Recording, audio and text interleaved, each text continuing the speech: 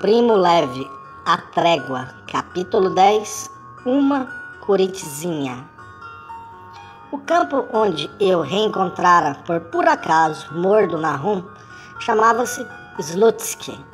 Quem procurasse num bom mapa da União Soviética a pequena aldeia que leva esse nome, com um pouco de paciência, poderia igualmente encontrá-la na Rússia Branca, a uma centena de quilômetros ao sul de Minsk. Mas a aldeia de Starye Dorog, nosso último destino, não se encontrara em nenhum mapa. Em Slutsk, em julho de 1945, encontravam-se 10.000 pessoas. Digo pessoas, pois qualquer termo mais restritivo seria impróprio. Havia homens e também um bom número de mulheres e crianças. Havia católicos, judeus, ortodoxos e muçulmanos. Havia brancos e amarelos e diversos negros com uniforme americano, alemães, poloneses, franceses, gregos, holandeses, italianos e outros.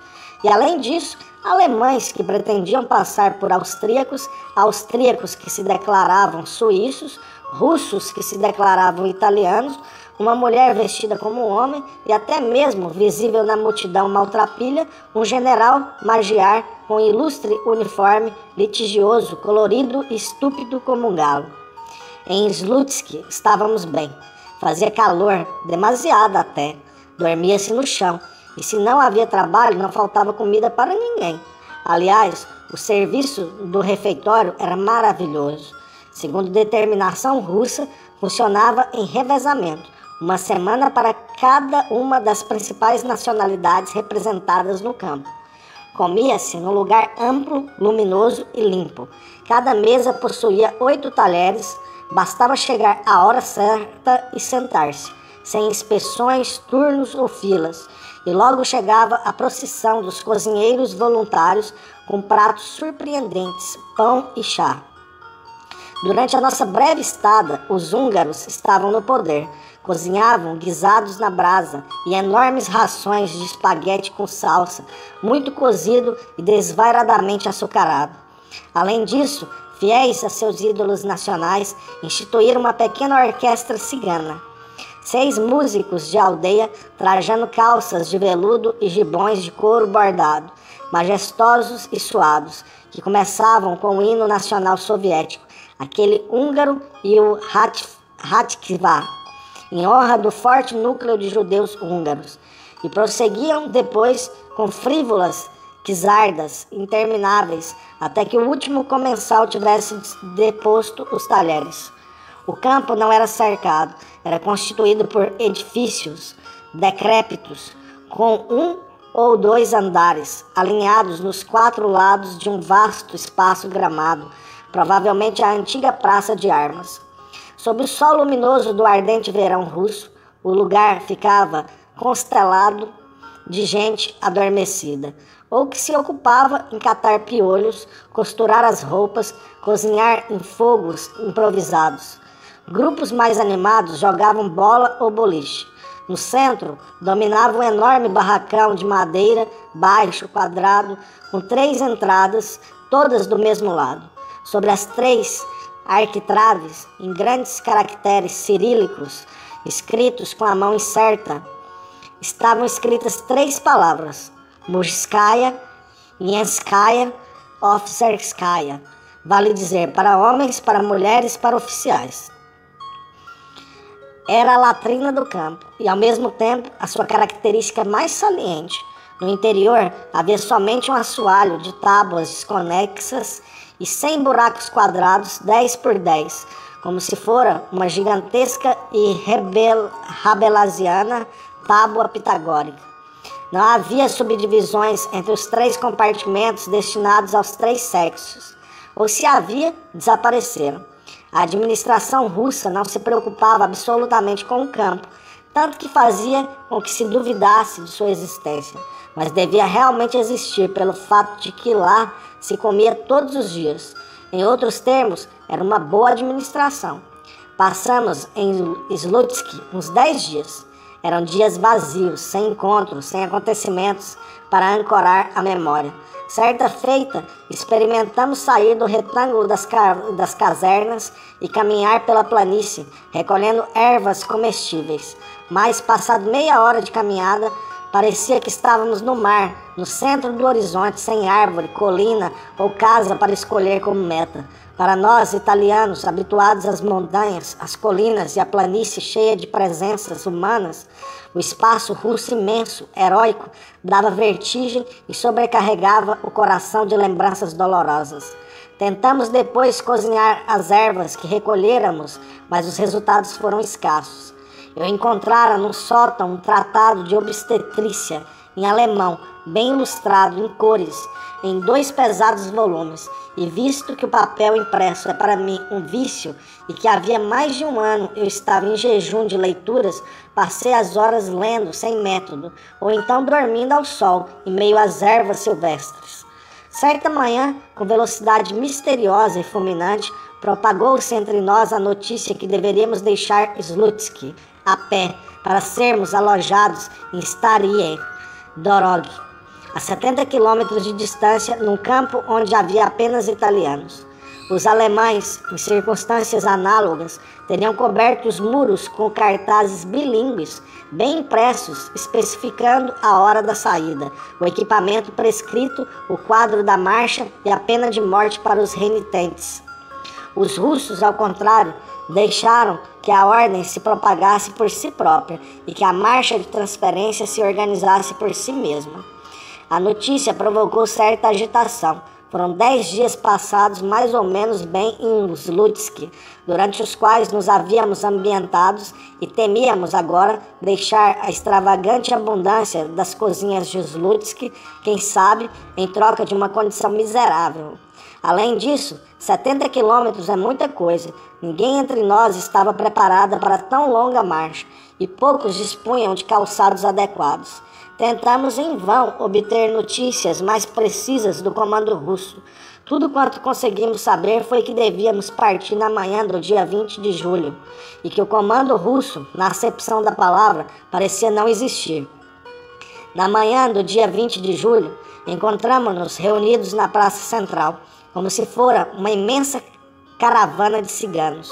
No último momento, soubemos que entre Slutsk e Starie Dorog existia um entroncamento ferroviário. Todavia, a viagem no trem foi concedida apenas às mulheres e aos meninos, e além disso, aos protegidos de sempre, e aos não menos espertos de sempre. Por outro lado, para contornar a tênue burocracia que administrava nossos destinos, não era necessária uma astúcia excepcional. Todavia, não muitos até então se haviam dado conta disso. Por volta das 10 horas foi dada a ordem de partida e logo após uma contra-ordem. Depois dessa, seguiram-se numerosas outras falsas partidas, de tal modo que nos movemos apenas lá para o meio-dia sem ter comido. Para Slutsk e Starie Dorog passa uma grande autoestrada, a mesma que liga Varsóvia a Moscou. Naquele tempo, encontrava-se em completo estado de abandono. Era constituída por 2 faixas laterais, em terra nua, destinada aos cavalos, e por uma central, já com asfalto, mas devastada pelas explosões e pelas correias dos blindados, e assim, portanto, pouco diversa das outras 2. Passa por uma interminável planície, praticamente desprovida de centros habitados, e por isso mesmo constituída por enormes troncos retilíneos entre Slutsk e Starie Dorog. Havia apenas uma curva levemente esboçada. Partimos com uma certa confiança. O tempo estava esplêndido e nós estávamos bem nutridos. E a ideia de uma longa caminhada no coração daquele legendário país, os pântanos do Pripet, tinha em si um certo fascínio. Mas bem cedo mudamos de opinião. Em nenhuma outra parte da Europa, é o que suponho, podemos caminhar por 10 horas e permanecer sempre no mesmo ponto, como num pesadelo. Ter sempre diante de si a estrada reta até o horizonte, sempre dos 2 lados a estepe e a floresta, e sempre atrás outra estrada até o horizonte oposto, como o suco de um navio, e sem aldeias, casas, fumaça, sem um marco que de algum modo assinale que um pouco de espaço foi conquistado, e não encontrar viva alma, a não ser o vôo das gralhas e um falcão cruzando preguiçosamente o vento. Após algumas horas de marcha, a nossa coluna, inicialmente compacta, já se afrouxava por 2 ou 3 quilômetros. No fim das fileiras, seguia uma carroça militar russa, puxada por 2 cavalos e guiada por um suboficial irado e monstruoso. Perdera na batalha os lábios e do nariz até o queixo, o seu rosto era um crânio aterrador. Devia recolher, suponho, os exaustos. Ocupava-se, no entanto, em recuperar diligentemente as bagagens que pouco a pouco iam sendo abandonadas no caminho pelos mais extenuados. Por pouco tempo nos iludimos, julgando que ele entregaria os pertences na chegada. Mas o primeiro que parou para esperar a carroça foi recebido com gritos, estalos de chicote e ameaças inarticuladas. Assim terminaram os 2 volumes de obstetrícia que constituíam, de longe, a parte mais pesada de minha bagagem pessoal. No ocaso, nosso grupo seguia agora isolado. Caminhavam junto de mim o doce e paciente Leonardo. Daniel, claudicante e furioso pela sede e pelo cansaço. O senhor Verdorben, com um amigo triestino. E César, naturalmente. Paramos para respirar na única curva que interrompia a dura monotonia da estrada. Havia uma cabana descoberta, talvez o único rosto visível de uma aldeia varrida pela guerra. Descobrimos atrás um poço, no qual matamos voluptuosamente a nossa sede. Estávamos cansados e nossos pés inchados e chagados. Eu perdera, havia tempo, os meus sapatos de arcebispo e herdara, sabe-se lá de quem, um par de sapatos de ciclista, leves como plumas, mas eram estreitos e por isso mesmo eu os devia tirar de quando em quando e caminhar descalço. Formamos uma pequena assembleia e se os russos nos fizessem caminhar a noite toda, nada surpreende. Uma vez, em Katowice, os russos nos fizeram descarregar botas de um trem durante 24 horas e eles também trabalharam conosco. Por que não nos escondermos? Em Stary Dorog, chegaríamos calmamente no dia seguinte. Não havia, com toda certeza, uma lista para fazer a chamada. A noite anunciava-se morna, havia água, e embora não fosse muito, não faltaria algo para jantar. A cabana estava em ruínas, mas ainda havia um pouco de teto para nos proteger do sereno. Muito bem, disse César, eu fico. Quero preparar hoje à noite uma galinha assada. Assim ficamos escondidos no bosque, até que a carroça com o esqueleto tivesse passado. Esperamos que os últimos retardatários tivessem deixado o poço e tomamos posse de nosso acampamento. Colocamos no chão as cobertas, abrimos os sacos, acendemos o fogo e começamos a preparar o jantar com pão, caixa de milho e uma lata de ervilhas. Mas que jantar, disse César, mas que ervilhas! Vocês não estão entendendo. Eu quero dar uma festa hoje à noite, quero preparar uma galinha assada. César é um homem indomável. Eu já me convencera disso, caminhando com ele pelos mercados de Katowice. Foi inútil fazê-lo compreender que encontrar um frango de noite em meio aos pântanos de Pripyat, sem conhecer russo e sem ter dinheiro para pagá-lo, era um propósito insensato. Foi inútil oferecer-lhe uma dupla ração de caixa, contanto que ficasse quieto. Fiquem aí com a caixinha de vocês. Eu vou arrumar sozinho uma galinha. Mas depois ninguém vai me ver mais não. Tchau para vocês. Para os russos e para o barracão. Vou-me embora e volto para a Itália sozinho, passando até pelo Japão. Foi então que me ofereci para o acompanhar. Não tanto pela galinha ou pelas ameaças, mas porque gosto de César, de vê-lo trabalhando. Muito bem, Lapé, respondeu César. Lapé sou eu, assim me batizou César em tempos remotos. E assim ainda me chama. Pela seguinte razão, como é sabido, tínhamos no lager os cabelos raspados. Na libertação, após 1 ano sem cabelos, o cabelo de todos e os meus, em especial, voltaram a crescer, curiosamente lisos e macios. Naquele tempo, os meus eram ainda muito curtos, e César disse, dizia que lhe recordavam a pele de coelho. Ora, coelho, aliás, pele de coelho, no jargão mercadológico de que César é entendedor, disse de fato Lapé. Daniel, ao contrário, barbudo, franzino e intratável, Daniel, sedento de vingança e de justiça, como um antigo profeta, chamava-se Coralie, porque dizia César, se chover coralinas, pequenas pérolas de vidro, você fica com todas. Muito bem, Lapé, respondeu, e explicou-me o seu plano. César é, com efeito, um homem de propósitos desvairados, mas os persegue com grande sentido prático. Ele não sonhara com a galinha da cabana na direção norte, perceber um atalho bem batido e, portanto, recente. Era provável que levasse a uma aldeia. Ora, se houvesse uma aldeia, devia haver também galinhas. Saímos ao ar livre, era já quase escuro, e César tinha razão. À beira de uma apenas perceptível ondulação do terreno, talvez a 2 quilômetros de distância, entre alguns troncos, via-se brilhar uma luz branca. Assim partimos, tropeçando em meio às estepes, perseguidos por um enxame de mosquitos vorazes. Levávamos conosco a única mercadoria de troca de que o nosso grupo decidira separar-se. Nossos 6 pratos, pratos comuns de barro, que os russos retribuíram como material de caserna.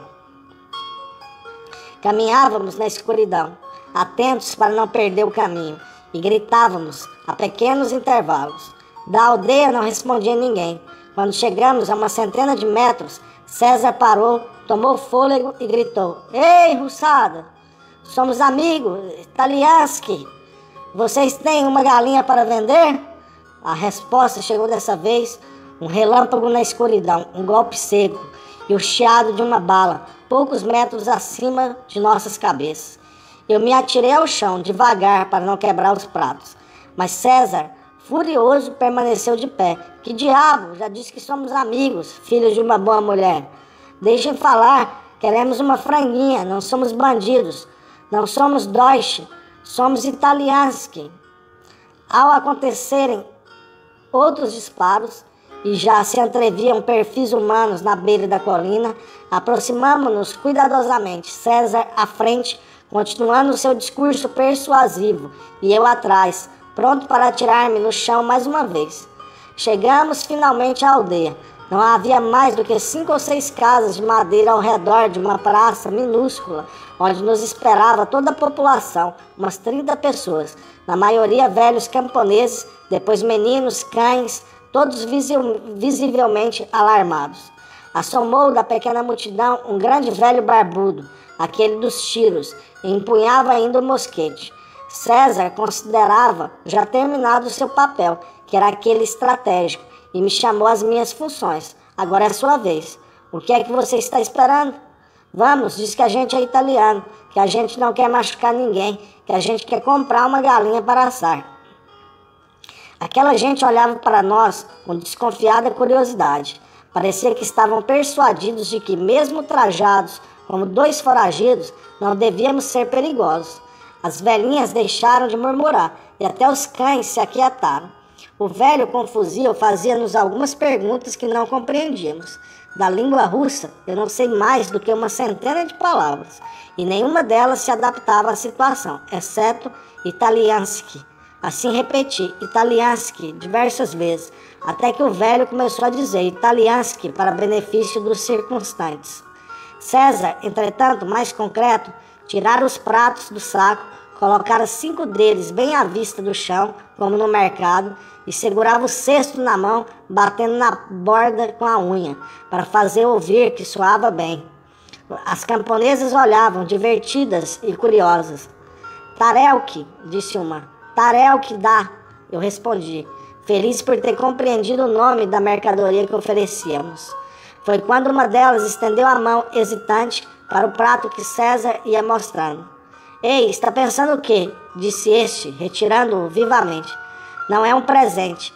E a mim se dirigiu colérico. Afinal, o que esperava para pedir a galinha em troca? Para que serviam os meus estudos? Eu estava muito embaraçado. O russo, dizem, é uma língua indo-europeia e os frangos deviam ser conhecidos pelos nossos progenitores comuns, numa época certamente anterior à subdivisão nas várias famílias étnicas modernas. Ris fretos, vale dizer, nesses grandes alicerces experimentei dizer frango e ave de todas as maneiras que me eram conhecidas, mas não obtive nenhum resultado visível. Até mesmo César ficou perplexo. César, no seu íntimo, nunca se convencera plenamente que os alemães falavam alemão e os russos russo, a não ser por uma extravagante maldade. Estava, além disso, persuadido no seu coração de que somente por um refinamento dessa mesma maldade fingiam não entender o italiano. Maldade ou extrema escandalosa ignorância, franca barbárie. Outras possibilidades não havia. Por isso, a sua perplexidade transformava-se rapidamente em raiva. Resmungava e blasfemava. Seria possível que fosse tão difícil entender o que é uma galinha e que queríamos trocá-las por 6 pratos? Uma galinha, daquelas que andam por aí, engaravatando e fazendo cocoricó.